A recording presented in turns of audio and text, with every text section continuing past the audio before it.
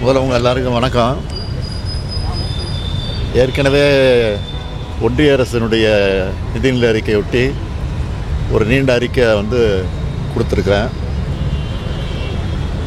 அதை ஒட்டி ஒரு ஒரு முக்கிய முடிவு ஒன்று எடுத்திருக்கேன். நான் அதுக்காக தான் இன்றைக்கி உங்களை பார்க்க வந்திருக்கிறேன். இன்றைய நிதியமைச்சர் நிர்மலா சீதாராமன் அவர்கள்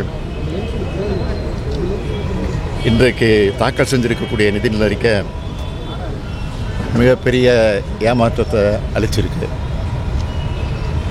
3வது முறையும் வாக்களித்த மக்களுக்கு இந்த பாஜக கூட்டணி அரசு எந்த நன்மையும் செய்ய தயாராக இல்லை என்பதை இந்த நிதிநிலை அறிக்கை தெளிவாக காட்டுது.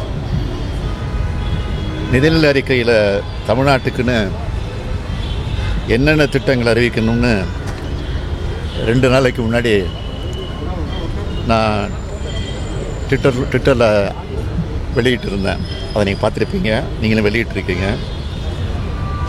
பல கோரிக்கைகளை அதில் எடுத்து வச்சேன். இந்த நிதிநிலை அறிக்கையில் அதெல்லாம் இடம்பெறணும், எதிர்பார்க்கணும் அப்படின்னு சொல்லி. 3 ஆண்டுகளாக விடுவிக்கப்படாமல் இருக்கக்கூடிய சென்னை மெட்ரோ ரயில் திட்டத்துக்கான நிதியை விடுவிக்கணும். கோவை மற்றும் மதுரை மெட்ரோ ரயில் திட்டங்களுக்கான ஒப்புதலை விரைந்து வழங்கணும். தமிழ்நாட்டில் ஏற்கனவே அறிவிச்சிருக்கக்கூடிய ரயில்வே திட்டங்களை விரைந்து செயல்படுத்த நிதி ஒதுக்கீடு செய்யணும்.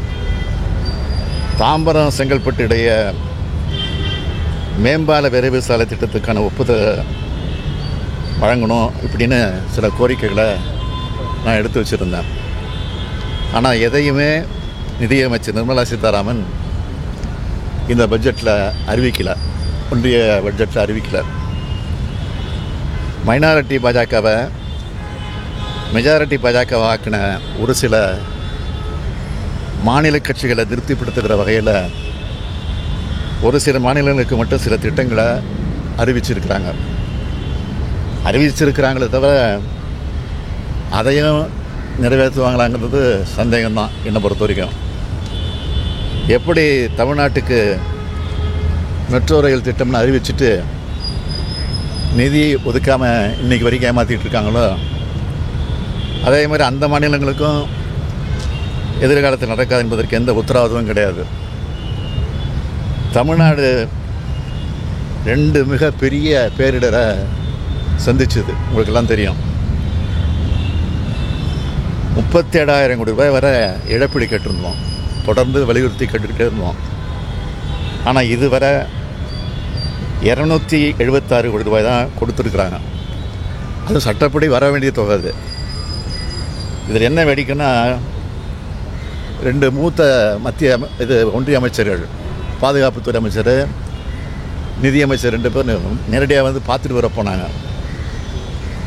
இதுதான் தமிழ்நாட்டு மக்களை பாஜக மதிக்குதா அப்படிங்கிறது தான் என்னுடைய கேள்வி.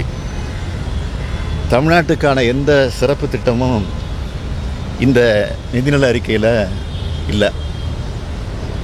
நம்மளோட கோரிக்கைகள் எதுவுமே இதில் நிறைவேற்றப்படலை. புதிய ரயில்வே திட்டங்களும் அறிவிக்கப்படலை. ஒன்றிய பாஜக ஆட்சியை தாங்கி பிடிக்கிற மாநிலங்களை தவிர மற்ற எல்லா மாநிலங்களையும் நிதியமைச்சர் மறந்துட்டார். தமிழ்நாடு என்ற சொல்ல நிதிநிலை அறிக்கையில் இல்லை, பட்ஜெட்டில் இல்லைன்னு சொல்கிறத விட ஒன்றிய பாஜக ஆட்சியாளரோட சிந்தனை அலையும் செயல் அலையும் தமிழ்நாடு இல்லை. பாரபட்சமும் ஏமாற்றம் தான் இந்த அறிக்கையில் இருக்குது. ஒரு நாட்டோட நிதிநிலை அறிக்கை என்பது அந்த நாட்டில் இருக்கக்கூடிய எல்லா மாநிலங்களையும் உள்ளடக்கினதாக இருக்கணும். அந்த வகையில் இந்த நிதி ஒதுக்கீட்டில் நீதி இல்லை, அநீதி தான் அதிகமாக இருக்குது. அரசியல் தேர்தல் காலத்தில் பார்த்துக்கலாம். இப்போ எல்லாரும் இணைஞ்சு நாட்டுக்காக பணியாற்றணும் அப்படின்னு பிரதமர் நேற்று தான் சொல்லியிருக்காரு. எல்லா பத்திரிகையிலையும் வந்திருக்கு. ஆனால் நேற்று அவர் சொன்னதுக்கு எதிராக இன்றைக்கி அவருடைய அரசினுடைய நிதிநிலை அறிக்கை அமைஞ்சிருக்கு. வாக்களித்தவங்களுக்கு மட்டும் இல்லை, வாக்களிக்காதவங்களுக்கும் நன்மைகளை செய்கிறது தான் ஒரு சிறந்த அரசுன்னு நான் தொடர்ந்து சொல்லிகிட்டு இருக்கேன். அப்படித்தான் தமிழ்நாடோட அரசோட செயல்பாடுகள்லாம் இருக்குது. இதை பார்த்தாவது ஒன்றிய அரசு தன்னோட போக்கை மாற்றிக்கணும்னு கேட்டுக்கிறேன்.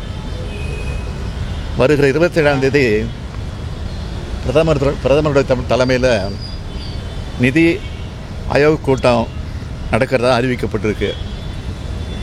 அதில் நானும் பங்கேற்க திட்டமிட்டு இருந்தேன், அதுக்காக தயாராகிட்டு இருந்தேன். ஆனால் நிதிநிலை அறிக்கையில் தமிழ்நாடு ஒட்டுமொத்தமாக புறக்கணிக்கப்பட்டிருக்கிறதை கண்டிக்கிற வகையில் அந்த கூட்டத்தில் பங்கேற்க வேண்டாம்னு நான் முடிவெடுத்திருக்கிறேன். அதை புறக்கணிக்க போகிறேன். எப்படி தமிழ்நாட்டை புறக்கணிக்கிற ஒன்றிய அரசோட கூட்டத்தை ஒட்டுமொத்தமாக புறக்கணிக்கிறது தான் சரியானது அது அப்படின்னு நான் நினைக்கிறேன். தமிழ்நாட்டோட தேவைகள் உரிமைகள் நிலைநாட்ட மக்கள் மன்றத்தில் தொடர்ந்து நாங்கள் போராடுவோம். நாளைய தினம் நம்முடைய எம்பிக்கள்லாம் டெல்லியில் போராட்டம் நடத்த போகிறாங்க அப்படின்னு செய்தி வந்திருக்கு. அதுக்கு நாங்கள் அனுமதியும் கொடுத்துருக்கோம். 40க்கு 40 வச்சு தான் தமிழ்நாடு புறக்கணிக்கப்படுவதற்கான காரணம்னு நினைக்கிறீங்க? தமிழ்நாட்டு மக்கள் மேலே அவ்வளோ ஆத்திரத்தில் இருக்காங்க. அவங்க